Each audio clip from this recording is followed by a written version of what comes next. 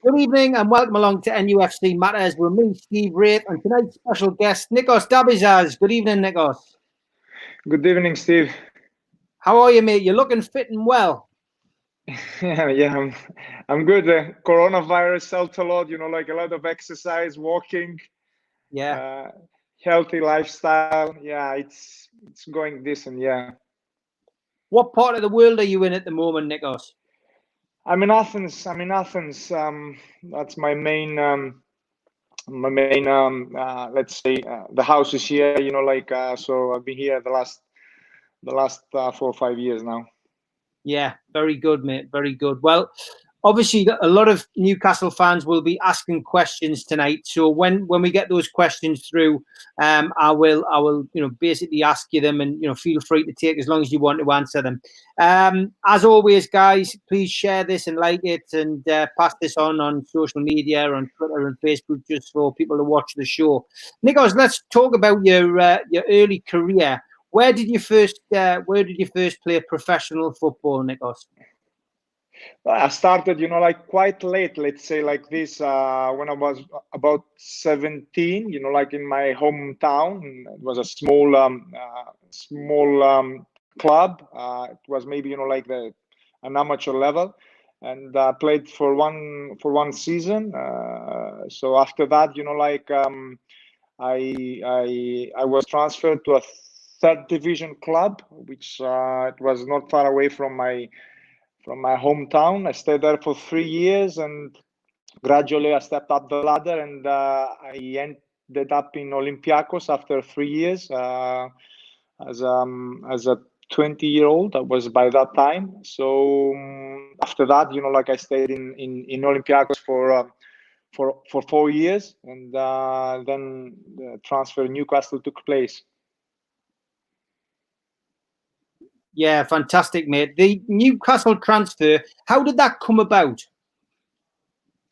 I was playing for the national team. I was about to renew my contract with Olympiacos. I've had almost 3 years and a half with them, and we just won the league after 10 years. And for the fans, Olympiacos and Panathinaikos, they're the biggest clubs in Greece, and eventually we managed to win the league after a lot of years, and we are very successful. I have a second year as well successfully, and we are about to win the second league. And I turned down the opportunity to renew the contract. I was playing regular. I was playing for the national team, for Olympiacos in the Champions League, and scouter, watched me playing in for the national team. And after that, my agent, informed that there's senior interest. Kenny Dalglish was the manager at that time, and so yeah, that was more or less the story about me. And I didn't want, to renew the contract. I always said, I want to play in the Premier League. That was my boyhood dream, and yeah, I took the chance. I took a gamble, to be honest, but it paid off. Interesting, really. Kenny Dalglish obviously came in after Kevin Keegan had built the Entertainers. Were you aware of the Entertainers? Had you seen, that the Newcastle team at the time under Keegan was everybody's favourite second team? They didn't win anything, but they came very close to it. Were you aware of the team at the time? Yeah, for sure. I was watching, the Premier League, and obviously, the Barcelona night, in St. James's, it was one of the major occasions, at that time. So everybody was aware about that, about the club, almost won the league, and it didn't happen, unfortunately. So I was aware of the club. I was aware of the size of the club and the way the game was being played back in St. James's. Kenny Dalglish, of course, came in, to take over, and as you say, he was the manager when you arrived at St. James's Park. How did you find Kenny Dalglish? Kenny was a very honest man. He was not very expressive, let's say like this, but he was very, honest with you. He was very straightforward. He will always, make things simple. He doesn't want it to complicate things, and was straight from the beginning. Like he make me feel important. Like, and although I was not the most lucrative signing, he paid, let's say, a gamble by playing me, because I was like coming from a lower league, like the Greek league. I had the Champions League experience, I had the national team experience, but the demand of the Premier League was nowhere near in the level of the Greek league. So he took a gamble, and I think it eventually, like I paid him back, like, and I was very, like, let's say, decisive to make that step, and paid that the trust that he gave me to pay him off, and he was a man, a very special man, Kenny. Like I admire him, and I respect him a lot from what he did in his career, and to me personally. Could you understand him? Yeah, a little bit. Yeah, I was always trying, to guess, but like he was speaking the language that, let's say, the football language is an international language, and you didn't need like a lot of skills or and a great sense of understanding to know what he wants from you. What were your first impressions of Newcastle as a city?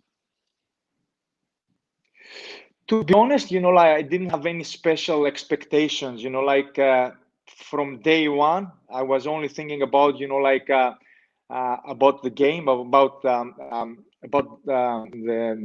my main target. So of course it was different. Like cultural. Like climate-wise, it was completely different. But I didn't care, to be honest. The only thing that I wanted to get on the pitch and do what was the main thing for me, that I was there from my country, like, and the city, like, was completely different from Athens, like, but I wasn't it wasn't a problem for me, not the weather, not like the different culture, and my main goal was to adapt very quickly to the new conditions, and so that was my main aim. Yeah, I mean, it's a big move for anybody, coming from another country. Did the club help you with that? I mean, were you left to your own devices? No. It was, like, although, it was early stages, like the level of professionalism in the clubs were nowhere near the level that they are now. Newcastle, like at that time, like more, like a club that was looking after, like the players. That was my feeling. That was my experience. And we had George Stella, like he was, like 24 hours for us available, and he was always there for us outside of the pitch, like about anything that can happen, like from a utility bill, like from a bank thing, from anything that can happen on a daily basis. So outside of the pitch, we had that kind of support from the club, and I had no problems at all. Yeah. The players who were at the club at the time, tell us a little bit about them. Who were you sharing a room with on away trips and stuff like that? Oh, Temuri Ketsbaia, like he was, like my main contact, because obviously, like he was like 8 months before me, so he came a year before me, and so he was, because he was playing for in Greece for AEK Athens, and we had like a common past, let's say, in that, and he was speaking the language, like, because his wife Katerina was from Cyprus, and Greece and Cyprus, like more or less, they have the same language and the same culture. So yeah, Temuri Ketsbaia was my closest person there when I got the transfer. Did you feel as if there was a bit of pressure on you to come into the foreign country and especially into the Premier League, which was one of the, starting to become one of the best leagues in the world?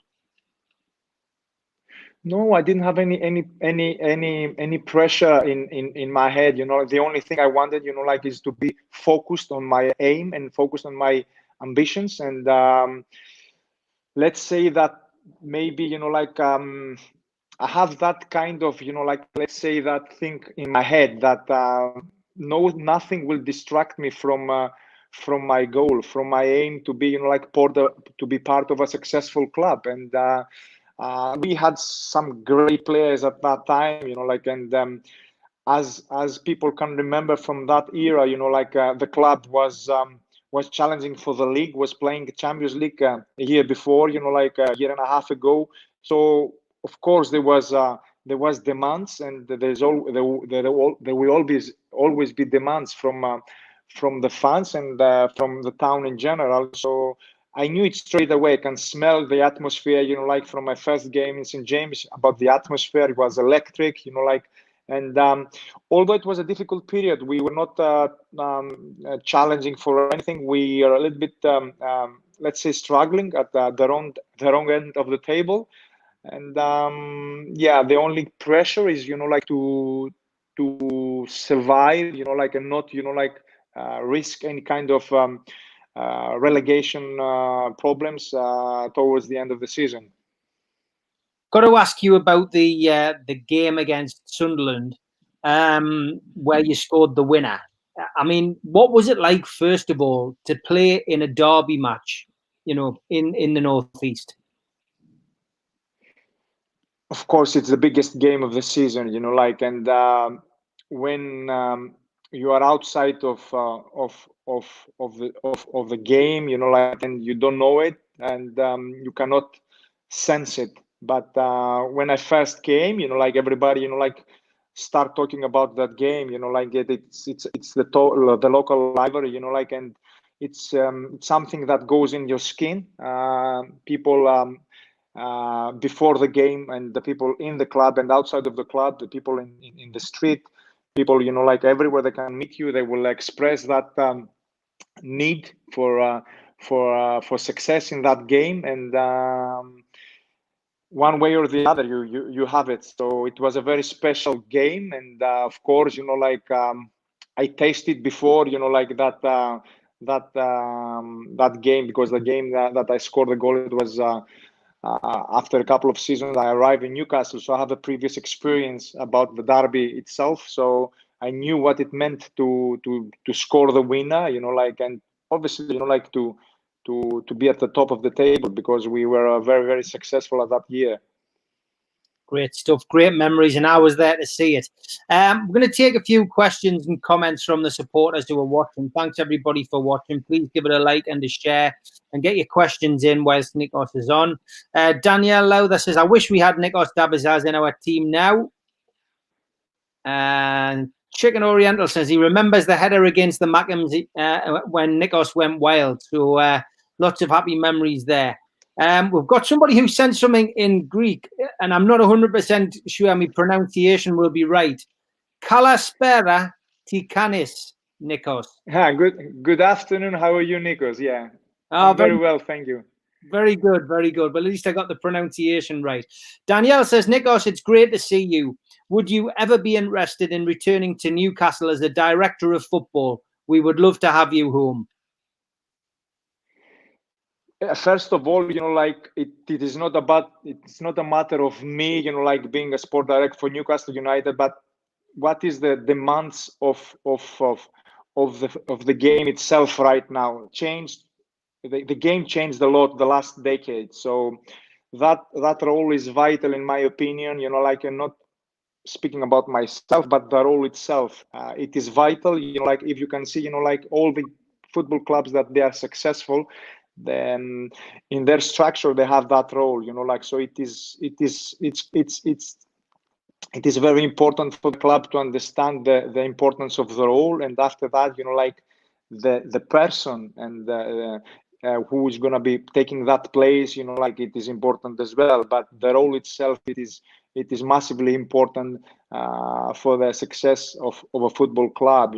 So of course, it is something that I have in my mind. I have 3 jobs since I since I stopped my playing days, you know, like so I know what exactly is the demands of the role, and I have that under my skin now the last period of my life, and that's my main aim. You know, like I know that this is what I want to do from the rest of my career, and of course, if this happen in the future, I will be jumping from joy and desire to serve the club from another place, and there's no words to describe that. Obviously, I will be positive about it.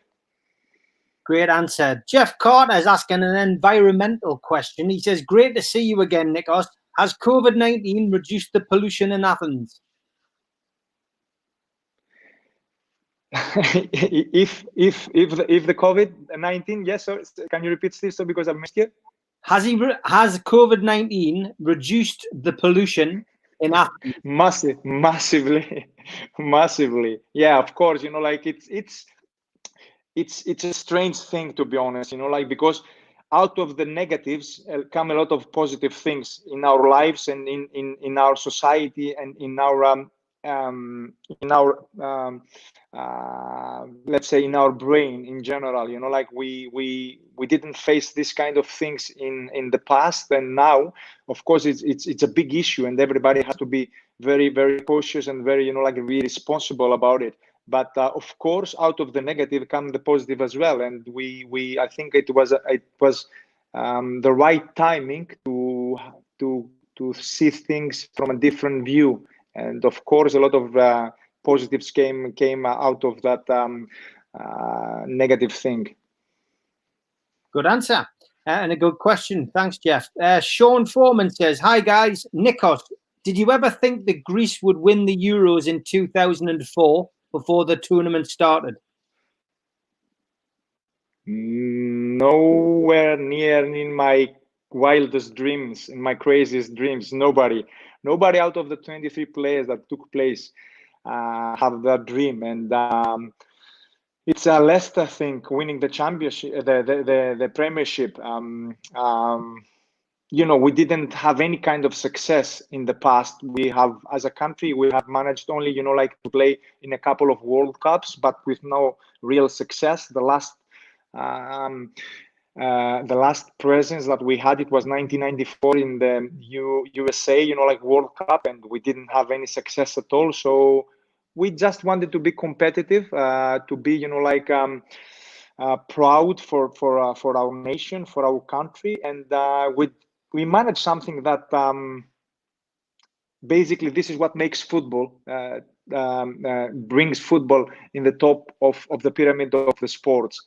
This unexpected thing, you know, like that room for the underdog, you know, like to achieve the unachievable. So we didn't think about it, to be honest. No, we just had 23 players all together as a very, very positive group, and this success came out of nowhere. Yeah.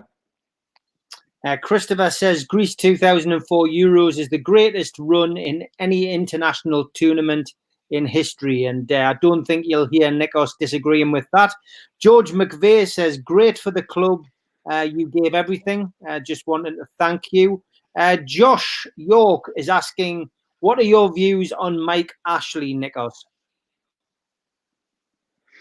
Yeah, of course, you know, like he has been in the top of the pyramid of the club for many years. You know, like some people, you know, like see things from a different angle, you know, like, and obviously, you know, like everybody has an opinion about it, you know, like the main thing for me, you know, like is when I see things from outside, you know, like there isn't room for success or to build something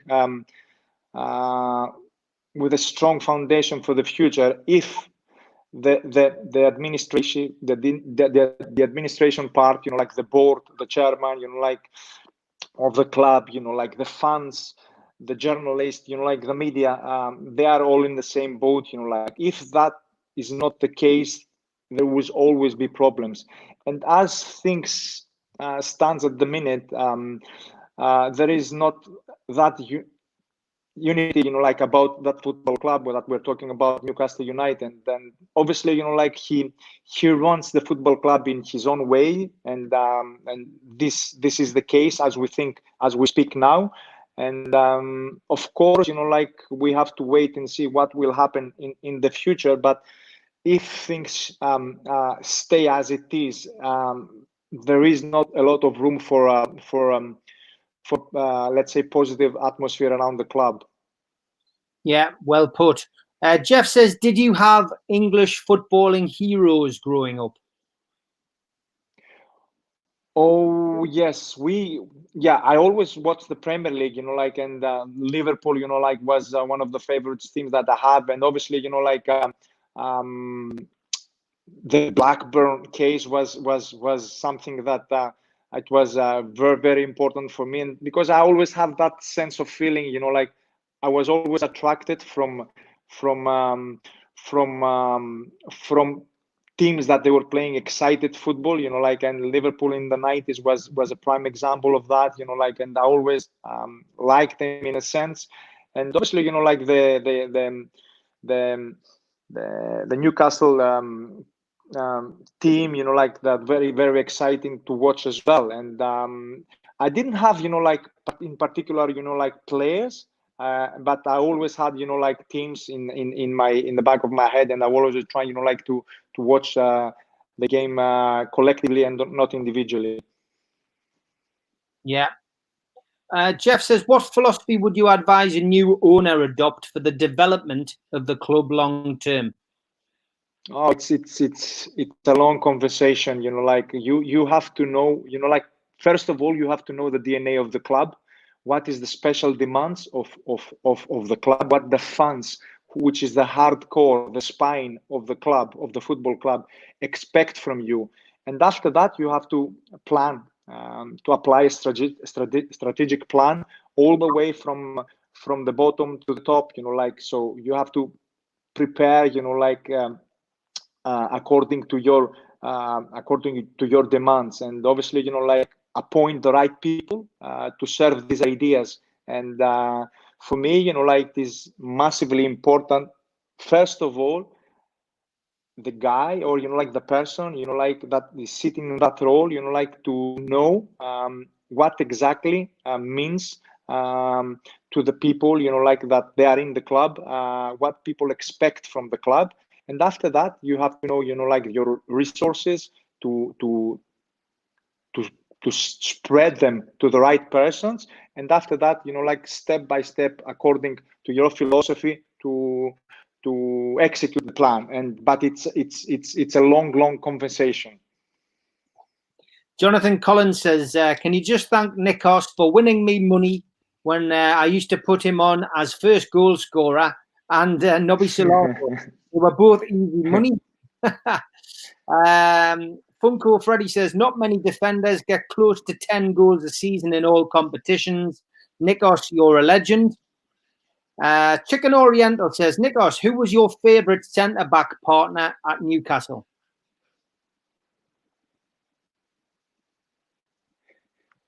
We had some really good players by that time, like, but let's say, like, we are hugely successful, like, with Sylvain Distin, because he was left-footed and I was right-footed, and like he was very athletic, like, and we have that enthusiasm, like we are, like, having the same approach for the game, like, and the fact, like that he had that desire, which I had the same, like, it was very, very, very good for our partnership to work. And obviously, like, we had some great players, like we have Steve Howe, which where I came, like he was at the club, like, and after that, like Andy O'Brien, like was there as well. Not great names, but like very like committed players, and for the club. Andy O'Brien, of course, another man who put the ball in the Mackham's net. Correct. Andy Malloy, he says, what did Nikos think about the Bergkamp goal for Arsenal, of course? Did he think it was luck or was it skill? no matter what, it is a great piece of act, like big piece of art, like, and sometimes, like, I was very lucky to take part in that piece of art, like, because when you see that goal, that I think it's one of the best goals in the Premier League history, maybe the best goal in Premier League history, like, and only to be part of that act, like, you have to stand up, like, hold your hands up and say, listen, this is genius. This is something that makes football beautiful. This is what makes football special. And I was always thinking about this, like, if he meant to do that or not. In both cases, for me, if he didn't meant to do it, the reaction after the miscontrol of the ball, the speed of reaction and the execution, it's perfect.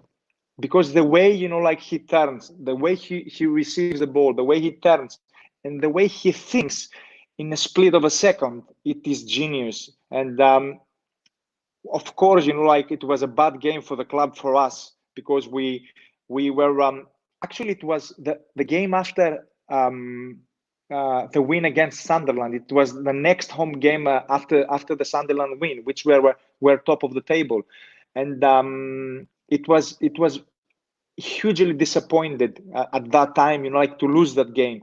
But when you see that again after all those years, you have to just pay respect, pay tribute. And for me, like, in both cases, it doesn't make any difference if he meant to do it or it was just luck, and after that he reacted very quickly. For me, it's the same thing. And yeah, it is one of these things, that special moments that makes football special. And just pay respect, pay tribute to that guy, like that. It's a piece of art. Yeah, great answer, mate. Great answer, and it was a great goal. Jeff says, who in the dressing room, in the Newcastle United dressing room, would you not want to cross? Was there anybody in the dressing room who was a bit of a beast? In what sense? That he was, like, he was not the nicest guys, or, he was, like a... Yeah, I would say so. Yeah, who would you not want to cross in the dressing room? Was there anybody like that? I seem to remember when you were all out socializing, everyone was okay. Everyone was quite friendly. No, we had that bond, to have that spirit, like, and obviously, like, you cannot be friends with 25 players, like 25 persons, but we have very positive atmosphere in the dressing room, like, sometimes, like, you can have, like, problems, let's say, because in every family things will happen. But in my time, like, in my era, we didn't have any major issues with no one. So of course, everybody individually, like, have his own character, and sometimes this cannot be accepted from anyone and from everybody, but you have to adapt. We have to be able, like, to be balanced, to be sensible, and obviously, like, your private things, your private personal characters cannot go against, like, against the atmosphere in the dressing room. And we had that. Let me put that straight. We have that characters, that leaders in the dressing room, that they can address any kind of difficult situation that can happen anytime. So of course, things will happen in football club, in a dressing room, but we have this kind of professionalism and this kind of leadership in the dressing room by players, that things will not go out of control, nowhere near what we can see now. Things can change dramatically from one day to the other. And we have some incidents in the past with problems inside dressing rooms, but we didn't have that issues. As I said before, we have great characters in the dressing room that can be balanced and bring that stability to the club inside the dressing room. Christopher says, Nikos, my cousins are Olympiakos fans. I am trying to get them to support Newcastle, but we may need some top Greek players. And he's asking, what has happened to the Greek team since 2004? We didn't, let's say, like, Olympiakos is the biggest club now, like, the last 15 years, he has been dominating the leagues, and the trophies in Greece and in the Champions League as well. The 2004 team, like we let's say that we didn't take advantage of it, like we didn't, make the necessary progress as a football in general. So we have 23 individuals that they were very strong all together, very united, like very collectively we were, like a bunch of players, that we didn't have that ego around us. We have, the team above all. So we didn't manage, like to cash it out, let's say, in that way, to improve the level of the Greek football in general. So this is a hugely disappointing thing for me, that we didn't, like improve the level of the Greek league in general. Okay. Mark says, Nikos, thank you for your time and service with Newcastle United. Now, can you tell us about Ketsbaia losing his mind with the advertising boards? Timuri, like Ketsbaia is, is a very, very special man in his own dimension, let's say, like he was very explosive, like very energetic. And of course, like he had that special reaction in that goal, and people will always remind him, but you cannot not enter, like in his brain, like, because there is no room to name and give an explanation about this, because mainly when you score a goal, like you celebrate, you want to have that joy, but things works the opposite with Timuri. Yeah, I mean, it was a fascinating time. I think maybe it's just frustration, got to him, but an amazing goal, an amazing celebration, one which, of course, lives long in the memory. Sean Wilson, he says the 2003-2004 Newcastle team was the best that we had for a long time. What was it like playing under Sir Bobby Robson?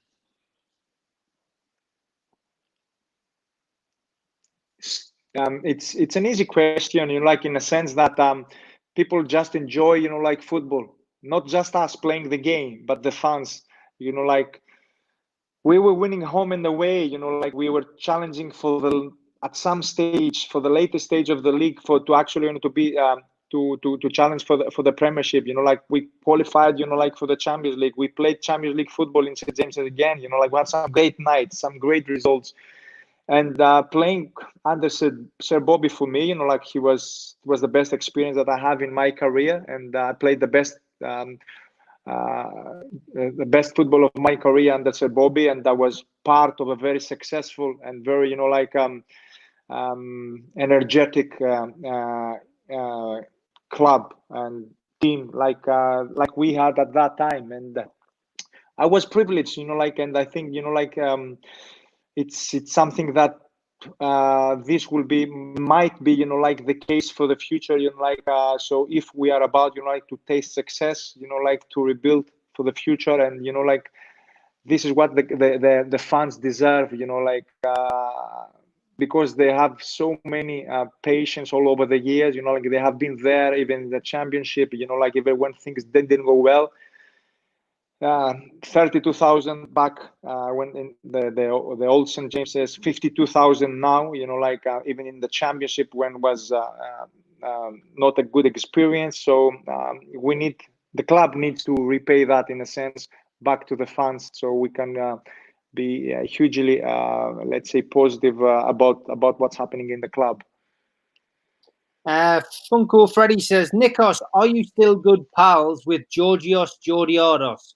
I went to Greece for my holidays to Zante in 2005, and they all loved you two and loved the Toon shirt. He's talking about bar workers and restaurant workers. So, do you still keep in touch with him?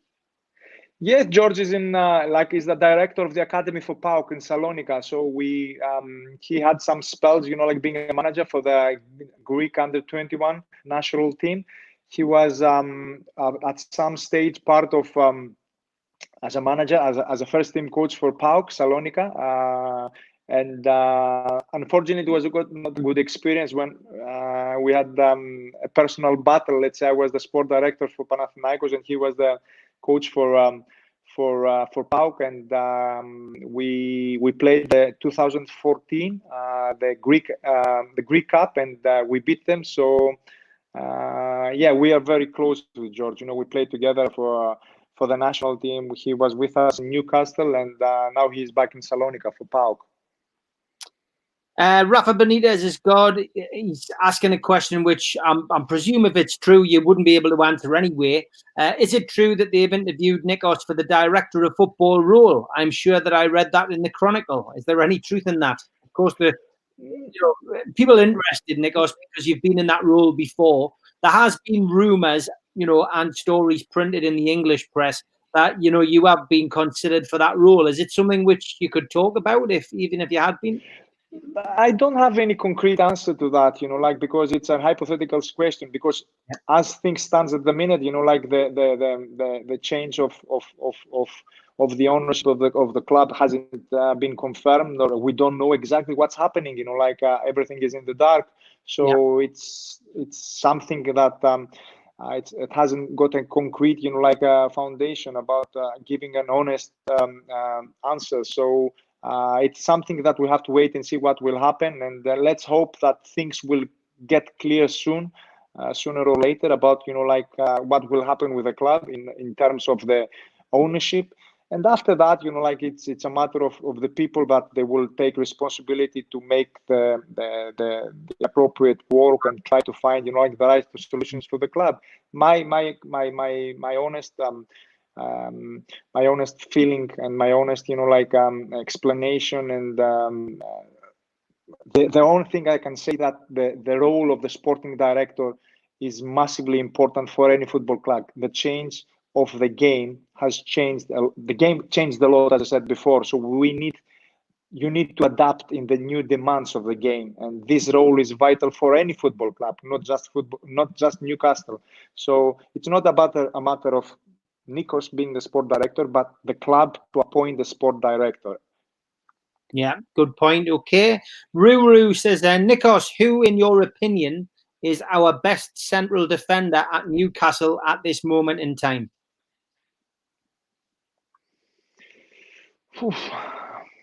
You have different partnerships, you have different partnerships, it's sometimes, it's harsh to judge, it's harsh, to evaluate a player individually, but it's I always like the players that are comfortable on the ball, have the that calmness and that that level of game understanding, to be calm, to have to be the cool figure, the cool head in a situation that needs to take the right decisions. Because if you are very athletic, you are very let's say very well prepared for the game physically, you have to be mentally as well. So let's say that Shar, is a player that he's very comfortable on the ball. He can score goals, and obviously, it's something that I like in a central defender. But obviously, it is difficult,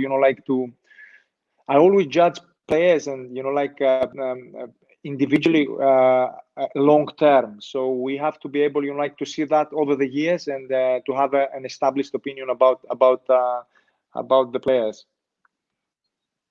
Colin Wilson says, Nikos, great to see you. Did you watch the Manchester City game last night? If you did, what are your thoughts? And he also would like to know, if the takeover goes through, would you like to see a new manager in? Or would you like to see Steve Bruce given a chance? And if we did bring a new manager in, who would you like to see at Newcastle? Pochettino and Rafa Benitez, of course, have been mentioned. But first of all, did you watch the game last night? No, I didn't. I was traveling, so I was not. But it was, hugely disappointed, because as things stands at the minute, the only realistic way to have success lifting a trophy is through the, a cup. So it's something that is not easy to accept. And I was watching, the game against the game just before, the Manchester City game, was away, and against I can't recall, it was Sheffield United we played, and then we Sheffield United. Yeah. So I thought that maybe this will be the year, like to have some kind of cup success, but you need a little bit of luck in the draw as well, and so I think it's going to be very difficult to accept that for another year there is not like any kind of chance to lift a trophy, and this is a realistic way to lift a trophy through the cup. So yeah, it's disappointing again, but you didn't have any kind of great chances against the likes of Manchester City when they know that they didn't have a chance to win the league, and the only way for success for them is through the cup. So it's unlucky in that sense. So, but in long term, like it's not a matter, like of Steve Bruce, of Pochettino, or Rafa Benitez. Like for me, the most important thing is things to get clear as early as possible about the ownership, and after that, like according what I said before, knowing the DNA of the club, knowing like the demands, to apply a plan and execute it with the right way, and after that, it's easy to find the personalities and the characters to serve that plan. Yeah. Has it surprised you how well Steve Bruce has done? I mean, he came in at the start of the season. It must have been a nightmare, really, for him to get the job in one respect, because Rafa Benitez had built up such an affinity with the supporters. And then, for him to be taken away meant that 10,000 people didn't renew the season tickets. For the first time at the start of the season, St James's Park wasn't full. And Steve Bruce has come in. He had all of the politics to deal with away from the team. He didn't have a chance to bring in his own players in the transfer window. That was already done for him, and he had to win the players over. So even myself, who was not too pleased to see him, you've got to congratulate him on a job well done. In essence, that he got to the quarterfinals of the cup, and he's kept Newcastle United up with games to spare. Yeah, you have to pay. You have to accept the reality. The things, like that. Steve, like came in a difficult period for the club, and you mentioned some very crucial details about this. So for me, he successfully, like he has made he made the right choices to win games. Like although sometimes it's not pretty, and I know, like the fans expect, let's say, a different way of playing the game, but sometimes you have to be realistic to know, like what is your limitations, like what is, like your how you can win games in what way, and if you can transform that, like in results, it's the most let's say effective way to proceed in the game. But the way you play the game and you win games, it is vitally important for me long term. And I know that the club and the fans, like expect something, let's say, different. But you cannot blame the manager or Steve for that, like because he has been very loyal, like he has been very, like let's say, honest with the way he worked. And after that, if next year or the season goes in a different way, we have to wait and see. But in a sense that he made a good job, and I think the fact that the club, like is safe away from relegation, and have that run in the FA Cup make him successful. Nick Williams just wants to say thank you for the goal that you scored against Sunderland. He was another one who was there. He also says, and this is an interesting question, Nikos, because there's been a thing on social media, #cans, everybody wanting to know what you'll be drinking when the takeover goes through. Do you have a particular beer that you like to drink, Nikos? What will you drink to celebrate? No, sparkling water. I have to be sober, like no, I'm not a great fan of a beer, to be honest. Like I always, like enjoy a glass of wine, like so I'm not, like although, like when I was there, like as a player, I couldn't drag myself out sometimes when we were out with the lads, like with some pints. So, but yeah, it didn't remain a long term for me as a habit. So I'll have a glass of wine. Okay, good stuff. Andrew Malloy says, are there any players in the Greek league that you think would do well for Newcastle United? Oh yeah, there are a couple, like that. I have I know, like, because okay, if you're a good player for playing for the Greek league, like you can be, like the appropriate one for the Italian league or the Spanish league or for the German league. But I know because I've lived, like, and I taste, like the different demands of the actual game in both leagues. I know, like what is the necessary requirements or the necessary characteristics to play in the Premier League, and there are some players that they can be hugely successful in the Premier League. Good stuff. Chris has said, Luke Edwards, who's a journalist at The Telegraph, is calling for the Premier League to resolve the Newcastle takeover. What would you say to the Premier League about the prospective takeover? Now, I'm not sure whether you know, there's been a lot of objections to this takeover, Nikos. It's been something which I've never experienced this in my lifetime, really, as a football fan, a takeover being played out so publicly and not really through any problems with Mike Ashley or with PCP and the Saudis and the Rubens.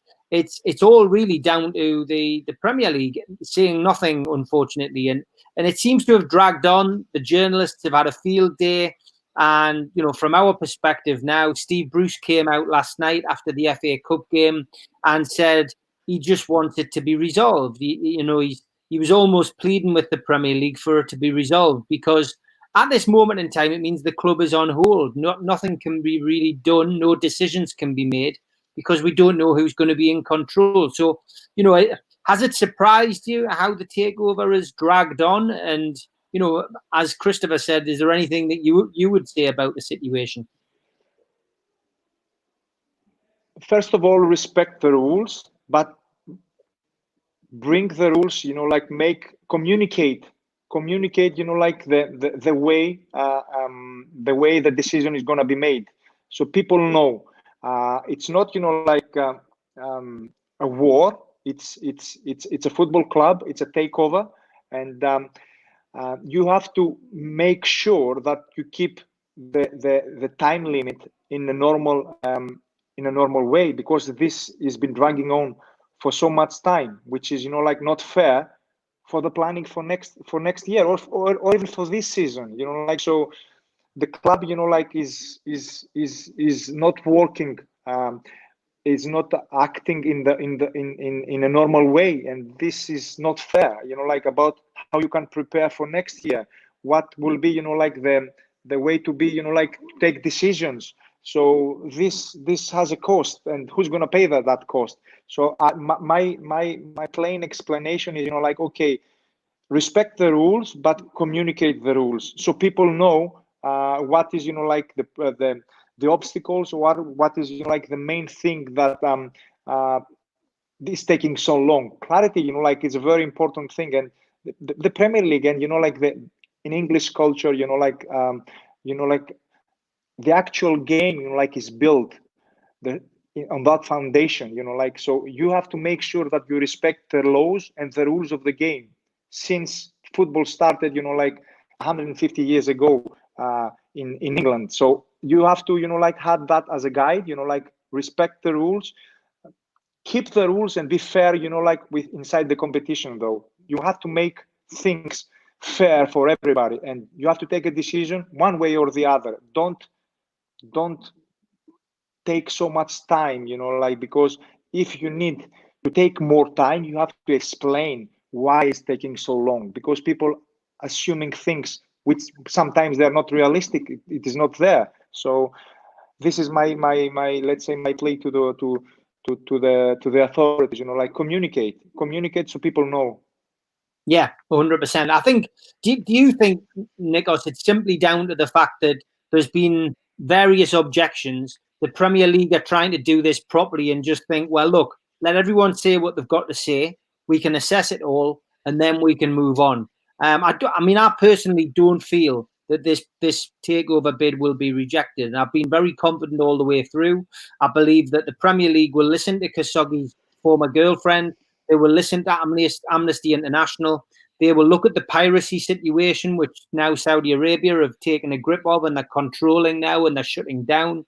And I personally feel that the Premier League are probably doing this correctly, and we'll all feel like it was done correctly once the takeover goes through. But unfortunately, because it's in the public domain, because Newcastle fans saw the paperwork change at Company's House, it's out there. And that's why it's the old adage in England, it's a saying in England, a watched kettle never boils. And, you know, everyone has been really anticipating this. The excitement was building. Now, I think we're 13, maybe 14 weeks into this. Now people are looking at it, and now are people getting despondent. I think people will be very happy. I think people will be happy when this does go through.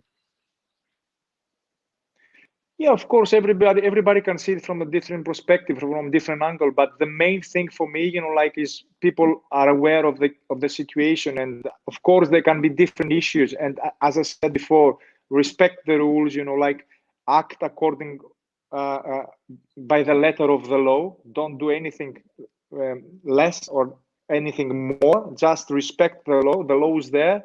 So after that, you know, like, you have to communicate. You have to go out and say, listen.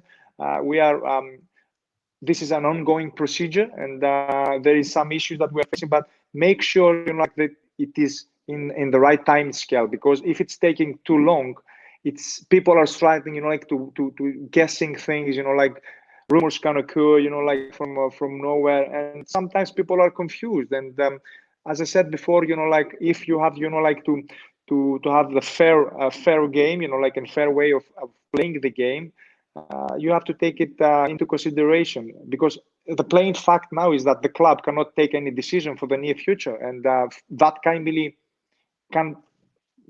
cannot have a cost for now, but for next year it can be vital, because you cannot just not plan, you cannot just not take decisions, and after that maybe it's going to be too late to take any decisions because of this delay. So you have to bring them all together, and as I said before, you know, like, if you are fair, keep the rules, respect the law, and after that take a decision. Colin Wilson says, I used to like Nicky Papavassilou. How is he doing these days? I think he was a coach in a club in Panionios in Athens, and I think he's in Egypt now, in a club in Egypt as a coach. Okay, great stuff. Jason Carter says, does Nikos stay in touch or meet up with any of his former Newcastle teammates? Yes, I always come back in town. You know, like, my son was studying there for 3 years, but it's not, you know, the main reason. But since I left Newcastle, you know, I always come back. You know, like, and I have that connection with the town in general. You know, I feel very, very positive, very, very, very welcome when I'm back in town, and I always keep in touch with the lads, with Steve Harper, Save Given, you know, like Alan, and Aaron Hughes lives now, I think, in the area as well. Nobi Solano, you know, like, so yeah, we with Rob Lee, you know, like, so we keep in touch with some players, and it's nice, you know, like, to keep in touch and have that kind of memories with from the past. And as I said, you know, like, we had great characters and great personalities, and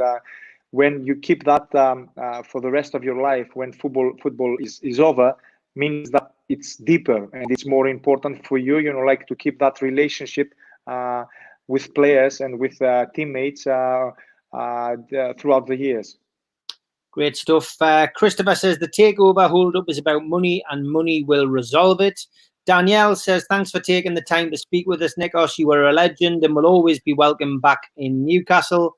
Colin says, fantastic listening to you, Nikos. Your knowledge on the game is tremendous. You're another legend who is always welcome back home with open arms as soon as the takeover goes through.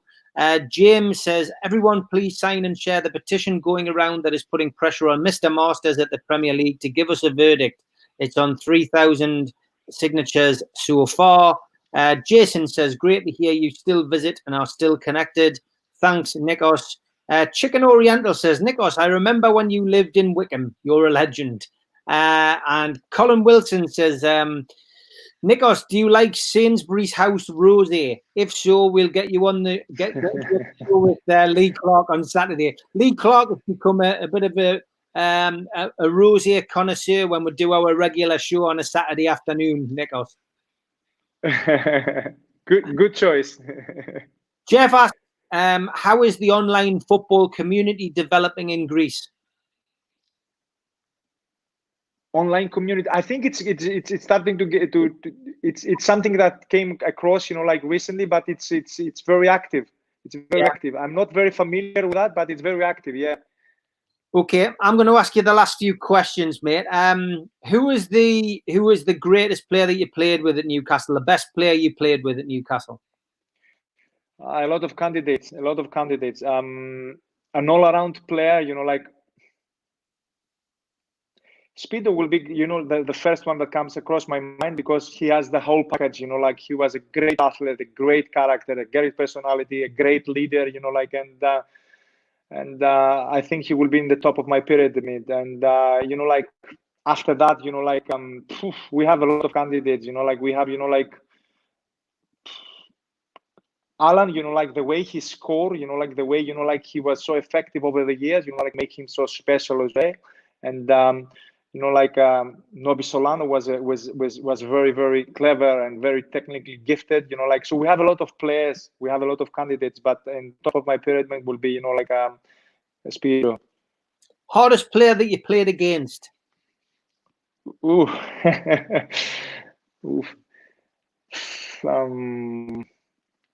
I have a lot of difficult tasks, but let's say, Emil Heskey was a handful in terms of physicality, and Thierry Henry, in terms of speed and technique, was another dimension of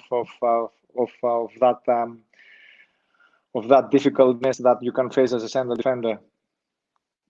What was the most enjoyable game that you played in as a Newcastle player? We mentioned that before.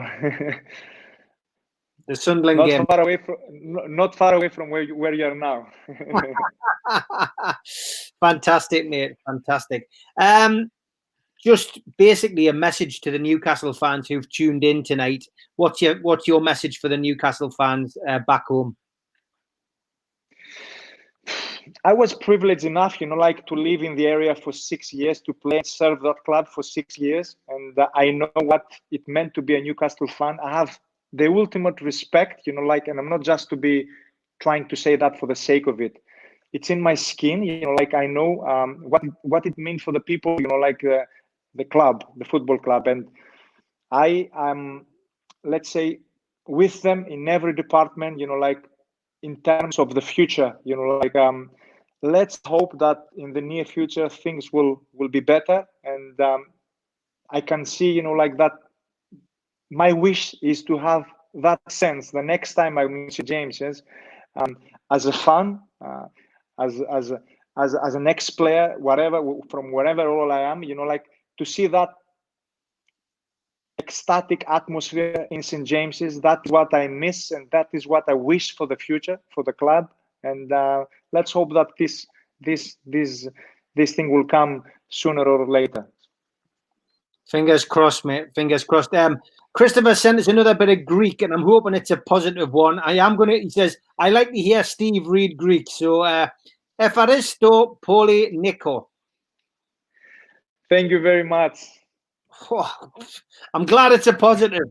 You can have a future in Greek society quite soon, Steve. Great, thanks for introducing us to that, Christopher. What have we got? One more comment here from Funko Freddy says, when was the last time you heard a player or former player say served? We got to get rid of what we've got and get some passion back. Well, I think that's a nice place to end. Andrew Malloy says, cheers, Steve and Nikos. Can't wait for the next one. We've had a great night, mate. It's been an absolute pleasure to get you on. I hope you. It's my pleasure as well. My pleasure as well. It's always a pleasure to communicate with the fans. Yeah, fantastic, mate. Top man. Listen, you stay safe. Love to the family, and look forward to seeing you when you're back in Newcastle on your travels, Nikos. Take care, mate. Cheers. Take care. Bye-bye. Thanks very much, guys. Great to have Nikos on. Absolute pleasure. And we will have Rob McDonald. Won't be live tomorrow. I've pre-recorded that today. Rob McDonald from 1988-89. He will be on tomorrow night at 6 o'clock. Also got Mirandina lined up for later this week. Not sure how that's going to go because my Spanish is absolutely awful. But hope you enjoyed it tonight, guys. I'm off for my tea. Good night. God bless. I wish you well.